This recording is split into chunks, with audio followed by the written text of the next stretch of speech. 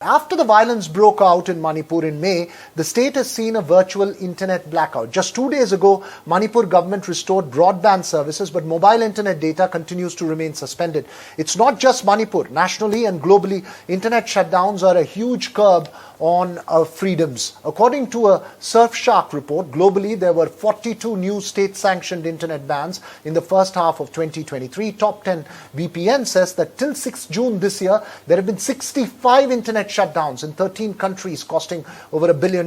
Ethiopia has been most affected nation, followed by India and then Pakistan. In the midst of all this, India's telecom regulator TRAI is exploring options to ban individual apps rather than issue blanket internet bans, as we've seen in several parts, including in Jammu and Kashmir. This is in keeping with recommendations by the Parliamentary Standing Committee on IT. TRAI, India's telecom regulator, has begun a consultative process on the key question of whether selective bans on apps is possible or not. Saurabh Gupta, of course, stays with us, but we also have with us joining this evening Jiten Jain, cybersecurity expert, Apar Gupta, lawyer and executive director, Internet Freedom Foundation, as well as Colonel KPM Das, cybersecurity expert here. But before I get to our experts on the analysis on what should be done and what's the possible way forward, Saurabh, since you were there in Manipur, and we've seen this in other parts like in Jammu and Kashmir or in other conflict areas, but since you've been there in Manipur, give us a sense of the human cost it takes to live without internet, the cost that people there are paying.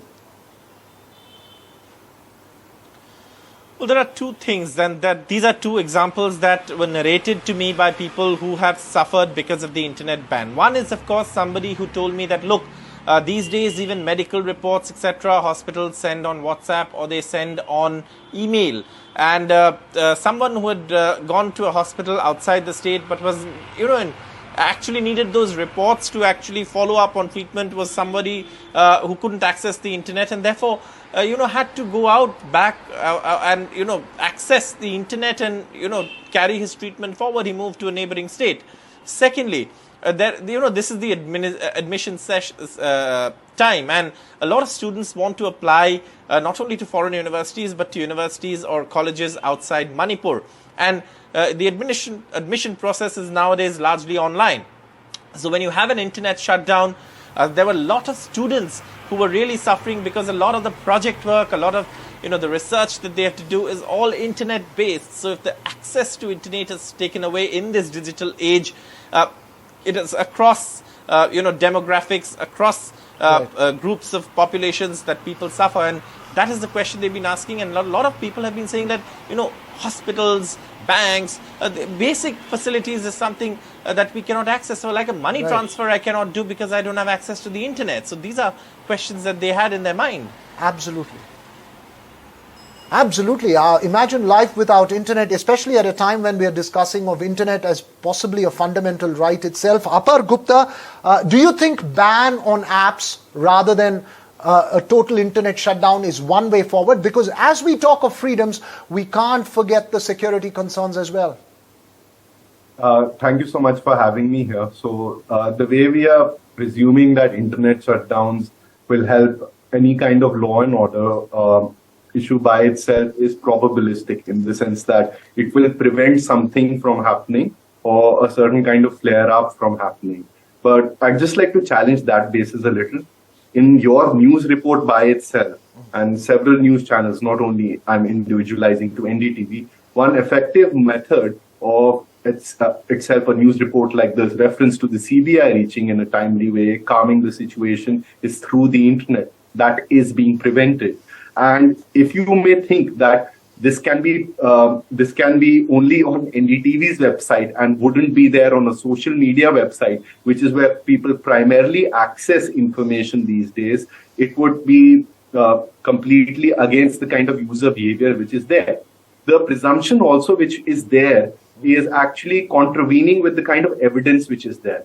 So there has been a study in 2018 in May by two researchers, which is titled as Sieges and Shutdowns. This is specific to Manipur, which is why I'm citing it.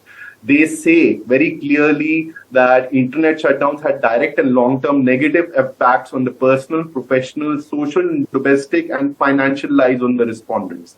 Second, the second study, which is done much more nationally, is essentially pointing out that when you shut down the internet to quell unrest, rumors and disinformation is spreading much more rapidly. So it's counterintuitive. Even when you selectively hold your thought right there, Apar. Hold your thought right there. I'm going to come back to you, Apar. Just hold your thought right there. I want to take that point quickly across to Colonel KPM Das.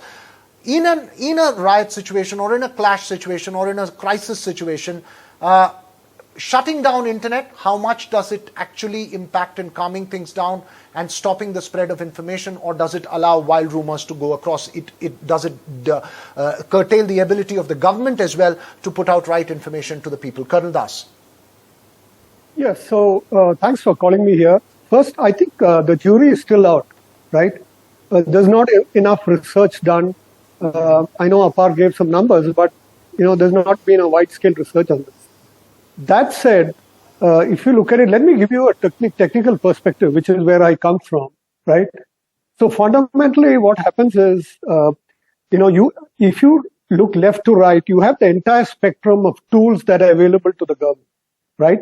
The easiest one is what we've been seeing till now, which is complete internet shutdowns. With India increasingly getting digital and Manipur having a demographic which is so young, completely, like oxygen, they live off social media.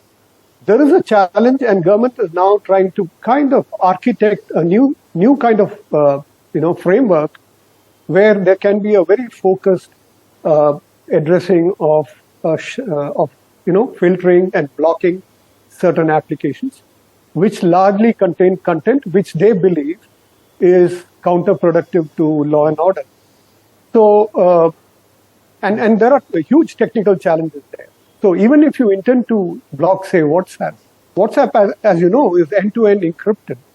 And even if you kind of block it, right, you can block through the DNS, through the content, you can block the IPs, right?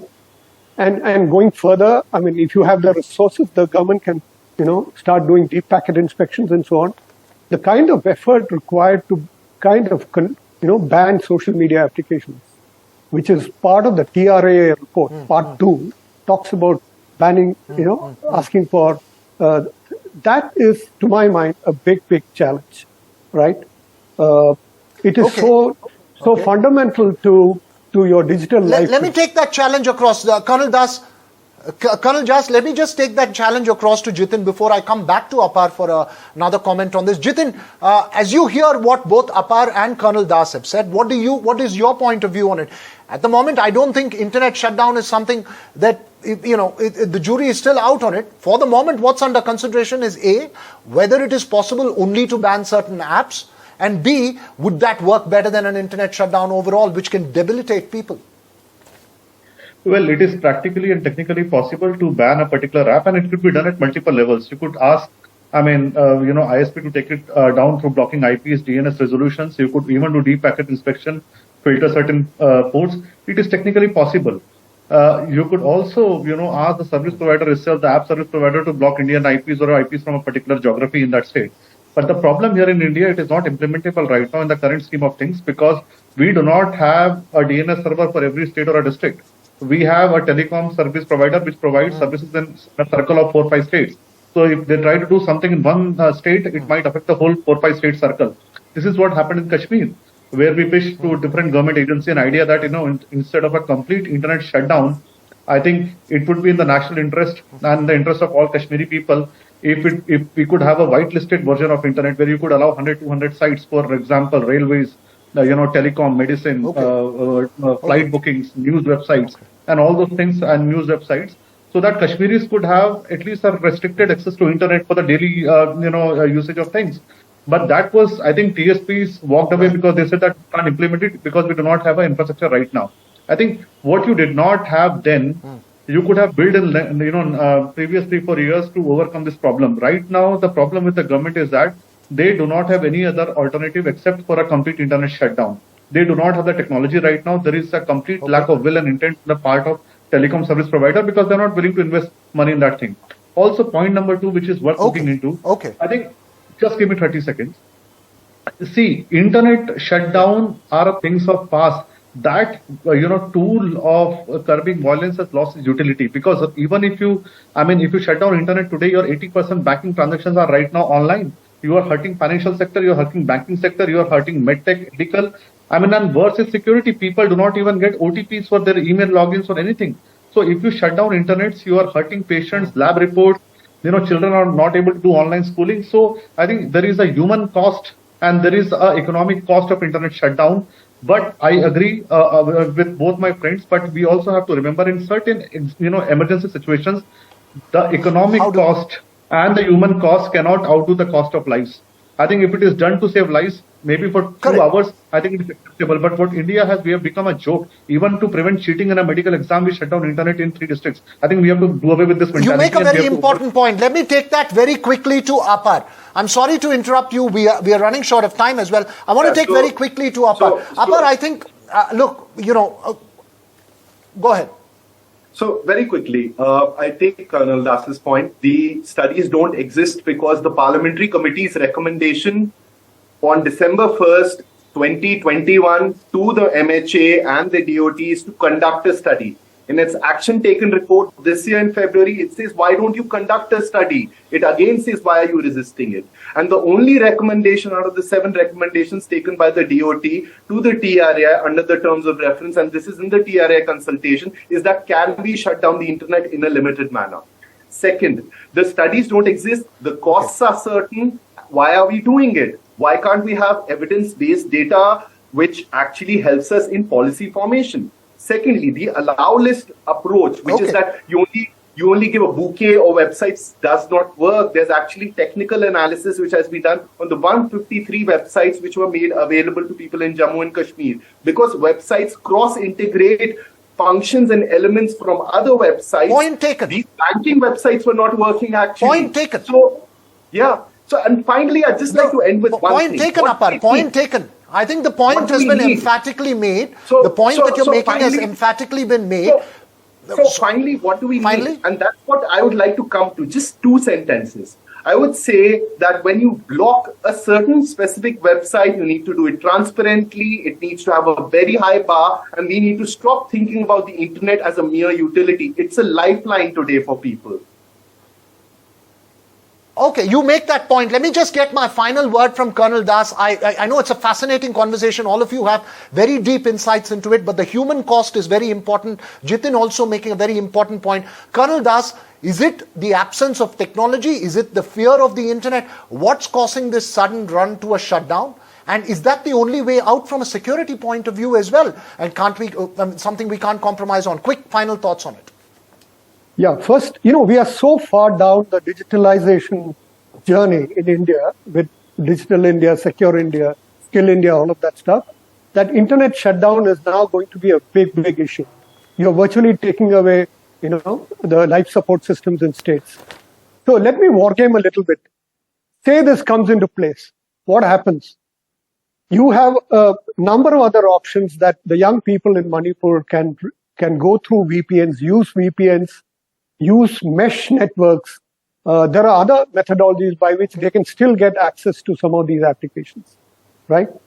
The challenge, of course, would be, the internet is a very rare, very scarce resource, and it's going to be a big problem running their day-to-day digital applications through VPN all the time, 24/7. Right. So there's going to be a challenge, but all 3 of you. Just one line. Right. I think I'm really sorry, Colonel KPL Das. We are trying to solve a problem which is solved globally. I am sitting in Dubai here, WhatsApp calls, FaceTime calls, Facebook calls, everything is blocked. So it's a problem which is already solved. I think we are just making the mockery of our own. India. Dubai is not a democracy. We need a global solution.